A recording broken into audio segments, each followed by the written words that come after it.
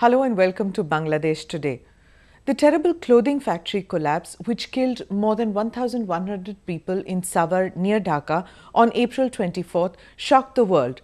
The country struggles with pressing concerns like corporate responsibility and overhauling standard operating procedures regarding safety issues. Should foreign buyers jointly fix a minimum international wage for the industry? Will finally workers get the consideration they deserve? To talk more about it, we have with us Dr. Prabhu Mohapatra, who's an associate professor at the University of Delhi and specializes in labor studies, migration and identity formation. Mr. Mohapatra, thank you for speaking with us. I wanted to talk to you about the factory collapse in Dhaka. Now, this has brought into sharp focus the poor safety conditions in the factories in Dhaka. You know, despite several accidents, successive governments have not done anything to improve the condition of the workers there. Now, is this something which is like governments don't care because the profits are coming in and they couldn't be bothered? Is life so cheap? Or is it that they really cannot do much about it? How has Bangladesh been different as compared to, say, India and Pakistan, which also exports garments to Europe and to America? Well, overall, let's say it's not that the government cannot do, government can do.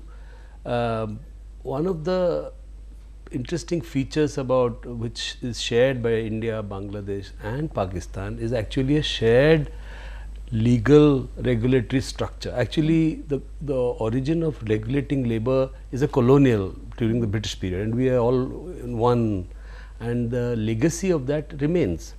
Many of the so-called restrictive labor laws, or what you call stringent labor laws, actually exist also in Bangladesh.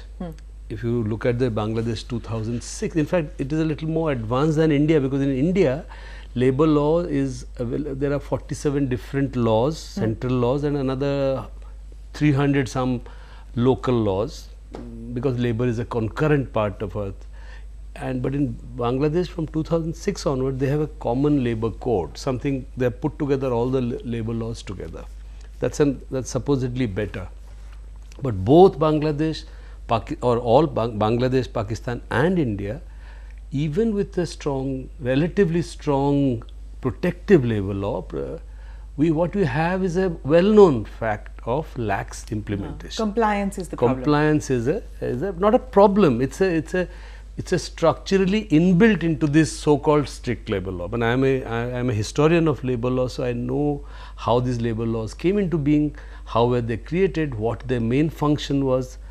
It had combined the protection of labor with a very strong regulation of labor also. So what means that it can, and it shaped the labor movement in India, Pakistan and Bangladesh also in a way, very strong state presence, for instance. And when the state itself starts withdrawing from, when it's not a matter of what do you call, it's not a matter of bothering or caring. It's a well-known strategy of in a globally competitive world, how much they will allow, what kind of laxity will be allowed. And they have allowed laxity, isn't it? It's only now that this 2006 Labour Act was amended, and they're allowed to form unions without taking permission of the manufacturer or of their whoever's running the factory. Now labour unions are allowed to function.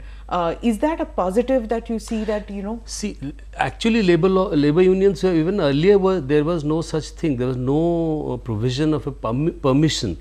See, the question is not a permission to form a union. Question is recognition. That means there is no law, there was no law, and India doesn't still have a law. No, I'm talking about Bangladesh. Even India doesn't still have a law, even though, which forces the employer to recognize the union. What is the difference? Difference is that you can form a union. Okay. Anyone can form a union. So if you don't recognize, then whatever demand you make is pointless. That's not. If not just pointless, you are not a bargainable agent. That's right. Okay. So most struggles in India, history of India, and that isn't from colonial period, has been for struggle to get recognition. It's the same with Bangladesh and with Pakistan. In a way. All of South Asia, you're saying? Yes, all of South Asia. That's the history. What it means is that union unions can be formed, but there's no necessity for the employer to bargain with you. Correct, because the garment manufacturer, the garment workers whom we spoke to, now they said that even if we do form unions, what happens is that they face harassment,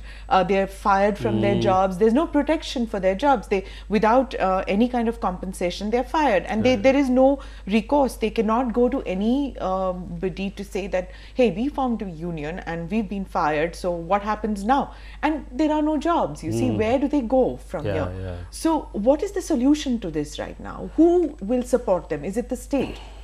Well, I think to put too much faith in the state is not, and as it happened, it was not through the state action. Anything that is happening is strangely happening through an international labor standards compliance structure, which has just been happening. There are problems with it, but the national government, why isn't the national government interested in, as you said, asked me, why are the national governments not bothered about? It's not that they're not bothered, they are bothered in a different manner. They are bothered to the extent that they're saying that, okay, it is possible that we allow for a degree of laxity in order to make Bangladesh a attractive investment destination. Right.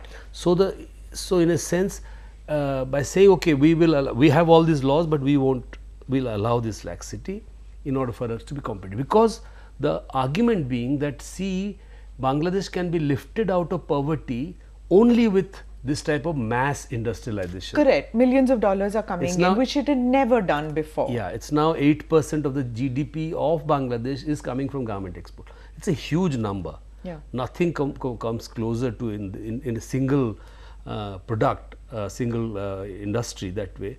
It's a huge, it's not just the export, in terms of total production, it's perhaps a very large proportion, which is not the case of neither Pakistan nor India, even as a proportion. No, here, the problem also is that the state says that it's difficult. The problem now is that these factories are located in these congested areas in the middle of the city.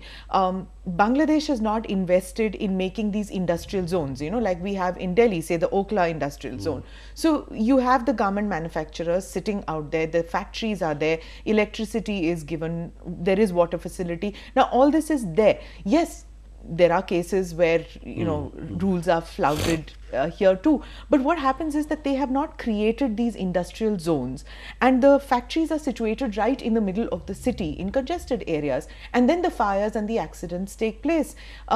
What is the solution? Should the Sheikh Hasina government move these factories out of Dhaka into a modern structure, and can they get investment from Western manufacturers to do this? Well, that's one of the solutions what should be done, but I agree that it is possible to create safer working conditions, if only the government and if only the manufacturers themselves see safety not as a cost but safety as a prime condition. No one will ask a person to start a business if he doesn't have capital. 500 rupiah, if you don't have 500 rupiah, you can't start a business, you have a minimum. Why can't the safety condition be such a minimum that you cannot start a business unless you have electricity condition, isn't it? Why can't labor standards be also a minimum? The point and the answer would be? Answer is that why do they? Because they see it as a cost. An extra cost, while actually it is a foundational, it should be the minimum on which you can start a business. So these manufacturers are being painted as these devils who are just concerned about profit motives. There's the white man sitting in Europe, sitting in America, who's only seeing profit as the motive. In fact, this is something that even users of these goods in America and in Europe are turning around and telling the manufacturers, we will not buy goods from these shops like in Gap and Walmart. They faced this problem when the consumers turned around and said, we will not buy from you if you are sourcing your goods from countries which have poor labor conditions. Now the sad part is that if they do that, they don't buy goods saying if it's got a made in Bangladesh tag, oh, we won't buy it from, say, Gap or Walmart or Sears or Target. We won't buy it from you guys because you're producing it in Bangladesh. The net effect is that it harms that worker. You know, Yes, not true. the 1,000 who died, but their families who are still, dependent on that. So it's a vicious circle. Right. It's a vicious circle from both sides. From the, if you look at it from the manufacturer's side, they would say, well, look, how can we do this? Our profit margins are so low. We have to, in order to even start the business, even to run the business, we need a minimum profit. It's not that they are extraordinarily profit oriented. All industries are profit. Without profit, no industry can run. That itself is not the cause. The point is, how is the profit how is it being looked at? Where is it being looked at? The global transformation in the production system, which happened from roughly from the middle of 1980s or roughly around for the last 3-4 decades. What did it allow?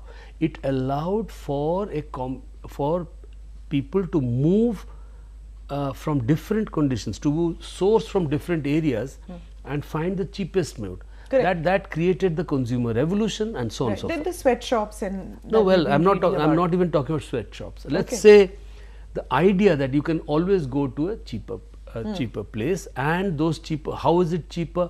Both, there is always a condition that if it's cheap, it can be bad quality. How to maintain quality plus? This was the way in which employers looked at it, and they moved around. But one condition of their quality never mentioned or never was about labor condition. You see, the big thing which has happened throughout the world, and this has happened to India and to Bangladesh and elsewhere. Bangladesh specifically, India has this in a much more wider scale, not only in particular industry, but in even the most advanced mechanized form. What is that? The thing is that bulk of our workers in earlier what was considered as organized, as secure permanent jobs have been shifted to what you call temporary contractual job. Now 2/3 of our jobs in India inside the organized sector, organized in, it's a steel so factory. they miss out on all the benefits and things which it. And Now, this has not happened because only the global manufacturers are coming. Even our government organizations are doing it Right. inside the public sector to remain units. competitive in the market, that's what they say. The argument is Right. that. Now, if You I said- was to talk, yeah, if I was to talk about this ILO agreement, which Western manufacturers now, they have signed this agreement, and the American manufacturers, they're coming up with their own agreement whereby they will conduct checks and repair work, security conditions, check the safety conditions in the factories. It will be their responsibility to do this. What happens then is that the product becomes more expensive because to make these things happen, they will obviously have to appoint people in Dhaka. They'll have to do random checks. They're not going to just depend upon Bangladeshi government inspectors to come and check. Now, how does that happen in India? Do Indian manufacturers, exporters, do they maintain these safety standards? How do we do it in India? Well, you see, the safety, the question of safety and all are all around primarily the job of the government to monitor and all. That's the primary. But we have also similar informal, sometimes formal arrangements between buyers and sellers. Where they randomly come and check. There are not random, they have set up, even there are outsourced it to organizations which do special audits like that. Right. It has, in fact, there is an industry of auditing which is going on, which will allow the manufacturers to say, yes, we have done some auditing. So if it's just like a Band-Aid, ISO.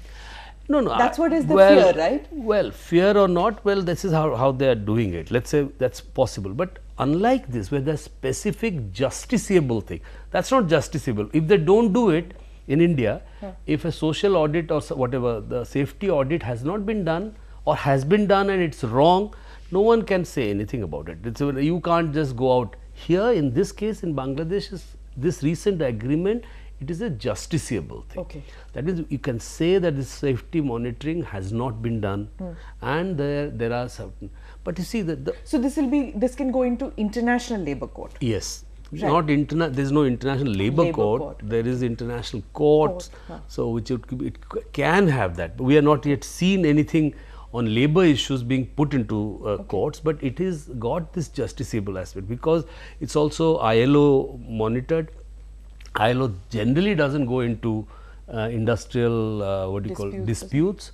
Its functioning is not like that. It's based on an idea of tripartite agreement. Here in this case, it's an agreement between underscored by ILO, underwritten by the ILO, but of the largest, one of the biggest union organization, Industrial, and the manufacturers. See, the problem occurs is that suppose one laborer dies. Now, can the family then sue this multinational? And when the family sues the multinational, then what? You can't do it because they're poor. Yeah. They have to be backed by somebody to do it. Then the question of malpractice comes, where a competitor could be, joining hands with that laborer's family who's died, and then sue the competitor. And then this is what happens, you see. And as a result of that, everything falls through then. What exactly has been the agreement which has happened, which is perhaps it is unique. It has not happened in any other, excepting I think one agreement which has been done in Dominican Republic for garments which are specially designed, which provides the workers with not with minimum wage but living wage. Okay. Living wage is a different. Okay. So with living wage, and they are specially shopped. They are given. So there's a special fund which these companies have created, which is going to look into this aspect of safety conditions. Safety of conditions the workers. Safety and monitor the working conditions of work. But it also means that they can now charge an extra premium to sell this particular brand of where they have certified this. Okay. This is called I Am Bangladesh. They will put a brand called I Am Bangladesh. Same Gap might have two types of things. So this will restore confidence in made in Bangladesh products, you feel? Because it's suffered a lot. The made in Bangladesh tag has suffered as a result of this fire which happened in Savar. So do you think that this, with this new tag that they plan to put on products which are safe products, will it improve the image that a made in Bangladesh product has? It will. I hope it will. But the second, but more important is they're going to charge more for it. It's a premium which is being charged. They will charge us slightly more. So there will be two lines of product. The same company might have two lines of product. Oh dear, but then that's not going to improve the condition of the workers. I mean, how will it, if they are only going to be producing premium products? No. Or they're going to produce both? Yeah, they might, premium product means they might charge a little higher for this special line that, we have gone through all the safety. And it's a way in which a part of the cost is shifted onto the consumer. Thank you very much for speaking with us, Mr. Mahapatra. Okay, thank you.